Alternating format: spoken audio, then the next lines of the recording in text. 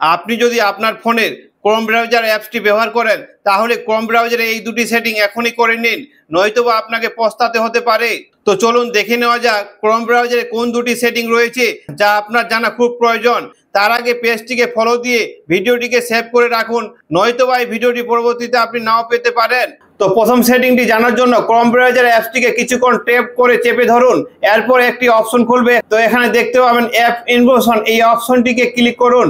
Click করলেই এখানে উপরে দেখতে পাবেন ম্যানেজ নোটিফিকেশন যে অপশনটি আছে, এই অপশনটিতে ক্লিক করবেন। করলেই এখানে এই অপশনটি আপনার কাছে হয়তো অন থাকবে, এই অপশনটিকে আপনি অফ করে দিবেন। এই অপশনটিকে অফ করে দিলেই আপনার ক্রোম ব্রাউজারে আর উল্টাপাল্টা কোনো নোটিফিকেশন আসবে না বা খারাপ কোনো নোটিফিকেশন আসবে না। এরপর দ্বিতীয় সেটিংটি জানার জন্য আপনি গুগল ক্রোম ব্রাউজারটিকে ওপেন করে নেবেন। করার পর এখানে উপরে যে 3 ডট অপশনটি দেখতে পাচ্ছেন, এই অপশনটিতে ক্লিক করবেন। করলেই নিচে একটু স্ক্রল ডাউন করে চলে আসবেন। আসার পর এখানে দেখতে পাবেন সেটিং, এই সেটিং অপশনে ক্লিক করবেন। করলে এখানে আরেকটি অপশন দেখতে পাবেন search engine Google. Search engine Google যে অপশনটি আছে এটাতে ক্লিক করবেন। করলেই এখানে কয়েকটি অপশন দেখতে পাবেন, এখান থেকে আপনি ডাক অপশনটিকে সিলেক্ট করে নেবেন। সিলেক্ট করলেই আপনার গুগল সার্চ হিস্ট্রিতে আর কোনো ডাটা সেভ হবে না। That's it.